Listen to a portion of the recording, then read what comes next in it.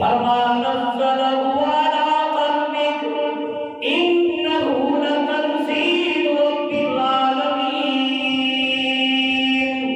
توجہ ایمان والے، جبرائیل قرآن لایا، میرے پیارے پیغمبر کے دل اقال پہ اتارتا گیا۔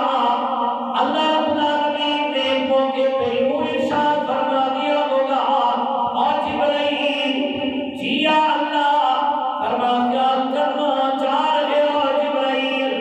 جانا میرے پیغمبر عائشہ صدیقہ کے حجرے کے اندر تشریف فرما ہے، عائشہ کے بستر پر آرام کر رہے ہیں۔ جبرائیل اگر تو تورات میں نے دی تو موسیٰ علیہ السلام کو میں نے وہاں بلایا، انجیل دی اپنے انداز میں کتابی شکل کے اندر دے دی، زبور دی کتابی شکل میں دے دی، قرآن لے کر جا رہا ہے جبرائیل۔ عائشہ کے گھر میں میرے نبی آرام فرما رہے ہیں، میرے پیغمبر تشریف فرما رہے ہیں۔ یاد کرنا جبرائیل قرآن کو لے کر جا رہا ہے، اور عائشہ سے میرا سلام بھی کہہ دینا۔ سیدہ فرماتی ہے یہ مقام مجھے حاصل ہے، پیغمبر کی کسی اور بیوی کو یہ مقام حاصل نہیں، یہ شان کسی اور بیوی کو حاصل نہیں ہے، یہ شان اللہ نے مجھے عطا کیا ہے کہ رب کے سلام میرے پاس آیا کرتے تھے، اور یہ شرف بھی اللہ نے مجھے صرف عطا کیا ہے، باقی اللہ نے کسی بیوی کو عطا نہیں کیا۔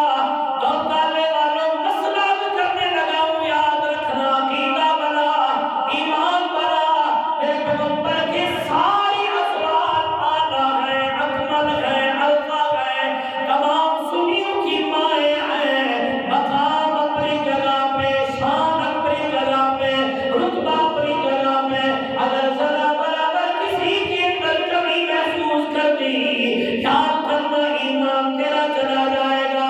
میرے نبی کا گھرانہ بھی آلہ ہے، میرے نبی کا یہ رب بھی آلہ ہے، میرے پیغمبر کی ازواج بھی آلہ، میرے نبی کی بنات بھی آلہ، میرے پیغمبر کے اصحاب بھی آلہ۔ ساری کائنات سے انبیاء کے بعد رتبہ ہے، مقام ہے، شان ہے، میرے نبی کی ازواج کا ہے، میرے نبی کی بنات کا ہے، میرے نبی کے اصحاب کا ہے۔ فضیلت اپنی جگہ پہ، رتبہ اپنی جگہ پہ، مقام اپنی جگہ پہ، جزوی فضیلت عرض کرنے لگا ہوں۔ سیدہ فرماتی ہے اللہ رب العالمین کے سلام کسی بیوی پر اللہ نے نہیں بھیجے جو صرف میرے پاس بھیجے ہیں۔